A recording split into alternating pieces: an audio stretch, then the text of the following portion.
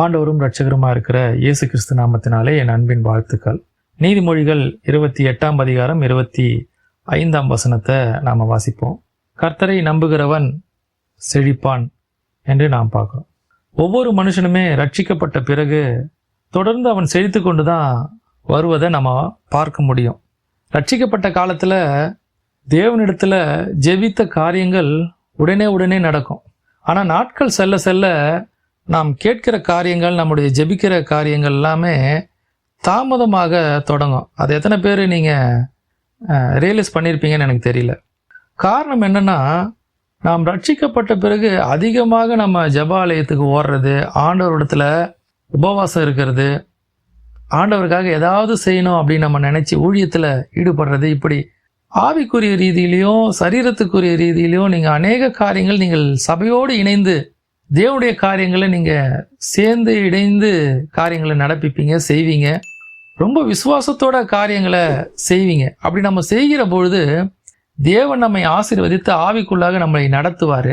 அப்படி நம்ம ஆவிக்குள்ளாக நம்ம நடத்தப்படுகிற போது அதற்கான சில ஆசீர்வாதங்களை தேவன் நமக்கு தருவது உண்டு. ஏன்னா வசனம் சொல்லுது, எனக்காக ஒரு கலசம் தண்ணீர் தந்தவன் அதன் பலனை அடையாமல் போவதில்லை அப்படின்றதுனால நீங்கள் தேவனுக்காக செய்கிற காரியங்கள் ஆசீர்வாதமாக திரும்பி உங்களிடத்திலே வரும். அதற்காக வெறும் நம்ம ஆசீர்வாதம் வரும் அப்படின்றதுக்காக நம்ம அந்த காரியங்கள்லாம் செய்யணும் அப்படின்னு நான் சொல்ல வரல. தேவனிடத்துல தேவன் இருதயத்தை தான் பார்ப்பார். நீ ரட்சிக்கப்பட்ட புதுசில் அநேக காரியங்கள் உனக்கு நடந்தது, நீ செழித்து கொண்டே நீ வருவதற்கு காரணம் உன்னுடைய மனசுக்கு குழந்தைய போல இருந்தது. சூதுவாது இல்லாமல், சுயநலம் இல்லாமல், மற்றவர்களை குறை சொல்லாமல் அநேக காரியங்கள் நம்ம மத்தியில் அந்த டைமில் நம்ம கிட்ட இருக்கும். ஆனால் நாட்கள் செல்ல செல்ல நாம் சில காரியங்கள் தேவனை விட்டு வழி விலகி செல்லும்போது நமக்குடைய ஜபங்கள் சற்று தாமதமாக சில காரியங்கள் நம்ம நடக்க முடியும். உன்னுடைய இருதயம் தேவனுக்கு உகந்ததா நடக்கிறதா, தேவன் பக்கம் நீ மனம் திரும்பி அதன்படி நீ வாழ்கிறாயா, உன் ரட்சிப்புக்கேற்ற அனுபவத்தின்படி உன்னுடைய செயல்கள் இருக்கிறதா அப்படின்றது தான் நம்ம முக்கியம். அப்படி நாம் எந்த நோக்கத்துக்காக நம்ம தேவன் என்னை ரட்சித்தாரு, தேவனுடைய சித்தம் என்னன்னு என்று நாம் கேட்டு நடக்கிறோமா, நாம் நீதிமானாய் வாழ்ந்து கொண்டு இருக்கிறோமா என்பதை நாம் ஆராய்ந்து நம்ம அந்த நேரத்தில் நம்ம பார்க்க வேண்டியது கட்டாயம்.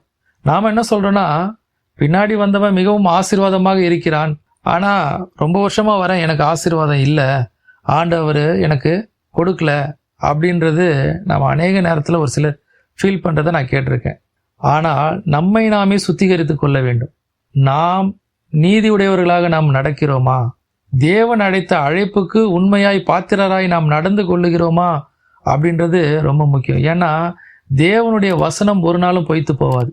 சங்கீதம் 92ஆம் அதிகாரம் 12ஆம் வசனத்தை நீங்கள் வாசிச்சிங்கன்னா, நீதிமான் பனையை போல் செழித்து லிபோனோனில் உள்ள கேதுருவை போல வளருவான்னு வசனம் இருக்கு. ஒரு நீதிமான் பனையை போல செழிப்பான், அவன் வளர்ந்து கொண்டே போவான் தானே தவிர ஒரு நாளும் அவன் குறுக மாட்டான். நம்ம கையில் என்ன மிஸ்டேக் இருக்குது, நம்ம கையில் எங்கே பிரச்சனை இருக்குது அப்படின்றத தான் நாம் நம்மை நாமே ஆராய்ந்து நாம் பார்க்க வேண்டும். இதற்கு பல உதாரணங்களை வேதத்திலிருந்து நம்மளால் பார்க்க முடியும். ஒரு விவசாயி பயிரிட முற்பட்டால்னு வச்சிங்களேன், ஒரு விவசாயி அக்ரிகல்ச்சர் பண்ணணும்னு நினைக்கிறார், அவர் விவசாயம் பண்ணுறார். ஆனால் அவருடைய எண்ணமும் அவருடைய சிந்தனையும் எப்படி இருக்கணும், 100 மடங்கு அறுவடை கொடுக்கக்கூடியதாக இருக்கணும்னு தான் அவருடைய நம்பிக்கை இருக்கும். அவர் தேவனை நோக்கி அவர் என்ன பண்ணுவார், விண்ணப்பம் பண்ணுவார், ஆண்டவரே இந்த வருடம் அதிக விளைச்சலை நீங்கள் தரணும் அப்படின்னு. ஆனால் அந்த அறுவடையை கொடுக்கிறவர் யாருன்னா தேவன் தான் கொடுக்கணும். ஈசாக்கு விதை விதைத்தான், கர்த்தர் அவனை ஆசீர்வதித்தார்னு ஆதியாகமம் 26ஆம் அதிகாரம் 12ஆம் வசனத்தில் நாம் பார்க்க முடியும்.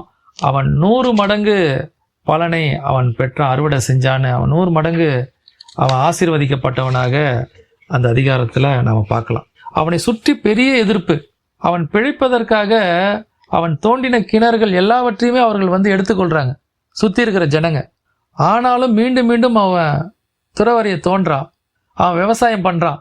தேவன் அவனோடு இருந்தது நிமித்தமாக அவன் 100 மடங்கு அவன் பலனடைந்தான்னு நம்ம பார்க்குறோம். அதே போல தான் ஒரு விவசாயி செய்கிற அந்த காரியத்தில் அவங்க எவ்வளோ வேணுமோ எதிர்பார்க்கலாம். அது 2 மடங்கு அவன் பெறலாம், 5 மடங்கு பெறலாம், அல்லது 100 மடங்கு பெறலாம். ஆனால் அதை விளைய செய்வது கர்த்தர் மட்டுமே அதை விளைய செய்யணும். ஏன்னா ஆசீர்வாதம் அவருடைய கரத்தில் இருக்குன்றத நாம் புரிந்து கொள்ளணும். நமக்கு ஏன் ஆசீர்வாதம் வரல, நான் ஏன் பனையை போல செழிக்கல அப்படின்னு நாம் கேட்பதற்கு முன்பதாக நாம் தேவனுக்கு உண்மையாய் நடந்து கொள்ளுகிறோமா அப்படின்றத நம்ம பார்க்கணும்.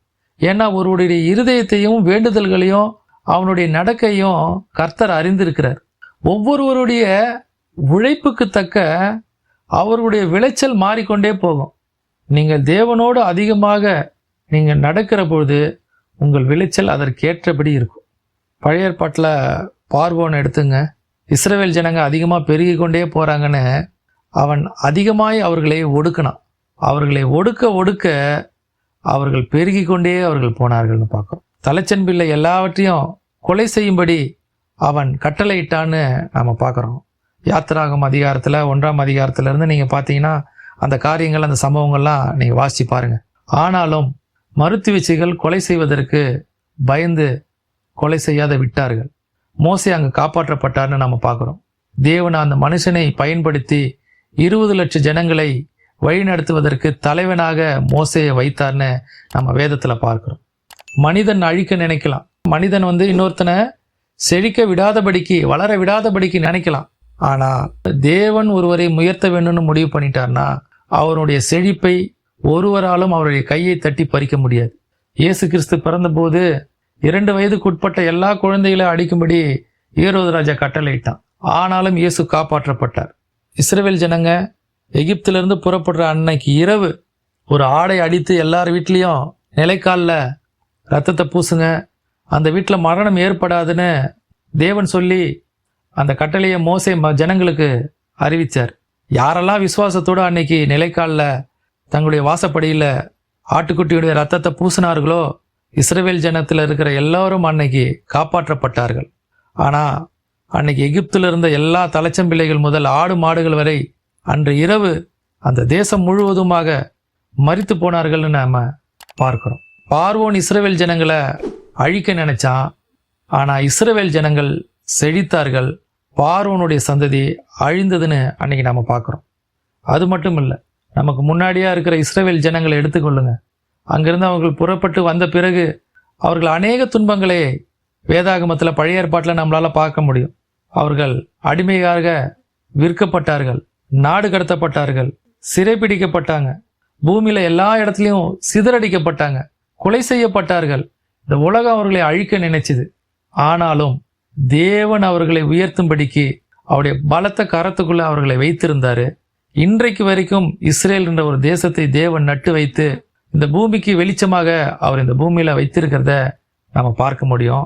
மனுஷர்கள் அழிக்க நினைக்கலாம். தேவன் பனையை போல செழித்து லிபோனில் உள்ள கேதுருவை போல வளருவான்னு அவர் சொன்ன வாக்கு தத்தத்தின்படி இன்றைக்கும் அந்த தேசங்கள் ஆசீர்வதிக்கப்பட்டு அநேகருக்கு முன்பதாக நிற்கிறத நம்ம பார்க்க முடியும். இஸ்ரவேல் ஜனங்களுக்கு கொடுத்த அதே ஆசீர்வாதம் தான் நமக்கும். தேவன் பட்சபாதம் இல்லாதவர்னு நம்ம எல்லாருக்குமே தெரியும். அதனால அவர்களுக்கு கொடுத்த ஆசீர்வாதத்தை தேவன் கண்டிப்பா நமக்கும் கொடுப்பார். ஏன்னா பூமியினுடைய அதிகாரம் முழுவதும் கர்த்தருக்கு உரியது.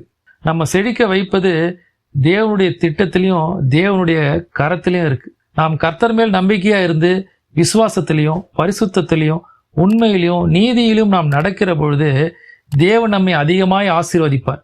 சங்கீதம் 115:12 சொல்லுது, கர்த்தர் நம்மை நினைத்திருக்கிறார், அவர் ஆசீர்வதிப்பார். இஸ்ரவேல் குடும்பத்தாரை ஆசீர்வதித்தார், அவர் ஆரோன் குடும்பத்தாரையும் ஆசீர்வதித்தார். அப்படி ஆசீர்வதிக்கிற தேவன் நம்மையும் பனையை போல செழிக்க செய்து ஆசீர்வதிப்பார். கர்த்தரை நம்புகிறவன் ஒரு நாளும் வெட்கப்பட்டு போகாமல் அவன் செழிப்படைவான். அந்த நம்பிக்கையோடு நம்ம காத்திருப்போம். கர்த்தர் உங்களை ஆசீர்வதிப்பாராக. ஆமென்.